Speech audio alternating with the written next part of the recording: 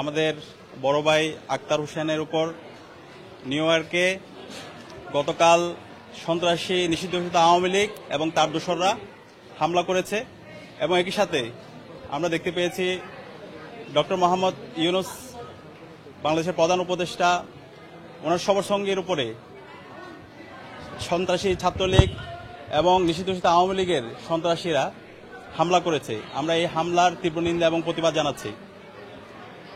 আমরা গত এক বছর জুড়ে জুলাই বিপ্লব পরবর্তী বারবার বলছি, বাংলাদেশে যারা ফেসিবাদ কায়েম করেছে, যারা জুলাই বিপ্লবের সময়ে গণহত্যা এবং শিশু হত্যা চালিয়েছে এবং ক্যাম্পাসে ক্যাম্পাসে নির্যাতন নিপীড়ন করেছে, পিলখানা হত্যাকাণ্ড থেকে শুরু করে গত 16 বছরে যে এই হত্যাকাণ্ডগুলো চালিয়েছে, নিষিদ্ধ ঘোষিত ছাত্রলীগ, নিষিদ্ধ ঘোষিত আওয়ামী লীগ এবং তার সকল দোষরদের দৃষ্টান্তমূলক বিচার আওতায় নিয়ে আসতে হবে, গণহত্যার বিচার করতে হবে।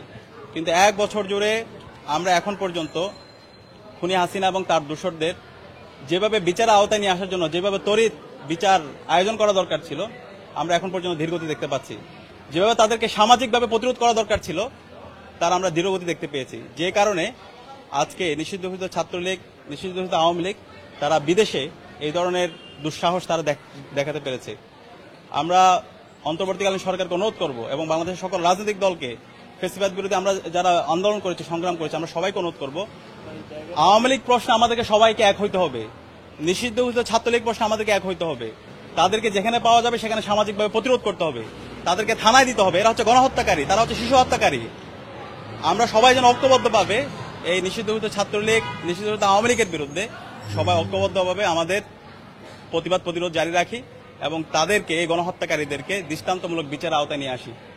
অন্তর্বর্তীকালীন সরকারকে আমরা অনুরোধ করছি, এক বছর চলে গেছে, শহীদদের রক্ত এখনো দেয়ালে লেগে আছে, আমাদের যারা গাজীরা আছে এখন তারা হাসপাতালে বেঁধে কাতরাচ্ছে।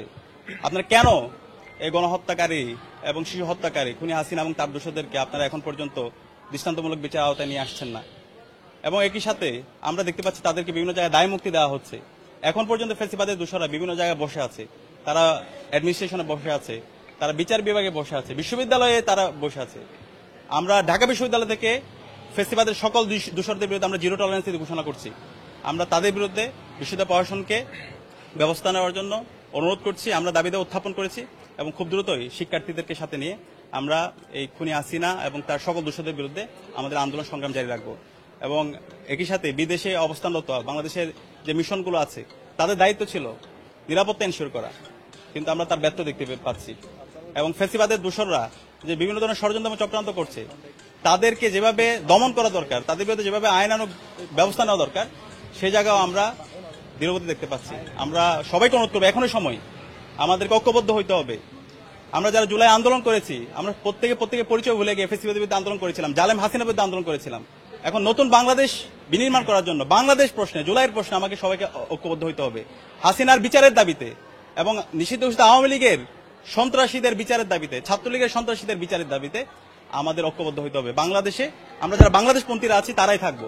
যারা দিল্লির এজেন্ডা বাস্তবায়ন করেছে, যারা আমার ভাই আবরার ফাহাদকে শহীদ করেছে, ক্যাম্পাসে ক্যাম্পাসে আমাদের শত শত ভাইদেরকে শহীদ করেছে এবং গণহত্যা এবং শিশু হত্যা করেছে, তাদের বাংলাদেশে রাজনীতি করার অধিকার নাই। তাদের বিরুদ্ধে আমাদের সামাজিক প্রতিরোধ, তাদের বিরুদ্ধে আমাদের দৃষ্টান্তমূলক বিচারের আওতায় নিয়ে আসতে হবে এবং এর মাধ্যমে বাংলাদেশে আমাদের সকল ফেসিবাদের বিরুদ্ধে আমাদের সবার অবস্থান পরিষ্কার করতে হবে। আমরা আশা রাখছি আমরা সবাই ঐক্যবদ্ধভাবে এই খুনি হাসিনার বিরুদ্ধে এবং নিষিদ্ধ ছাত্রলীগের বিরুদ্ধে আমরা সবাই ঐক্যবদ্ধভাবে তাদের বিরুদ্ধে আমাদের আন্দোলন সংগ্রাম জারি রাখবো এবং অন্তর্বর্তীকালীন সরকার সেই জায়গায় দৃষ্টান্তমূলক বিচারের আওতায় তাদেরকে নিয়ে আসবে।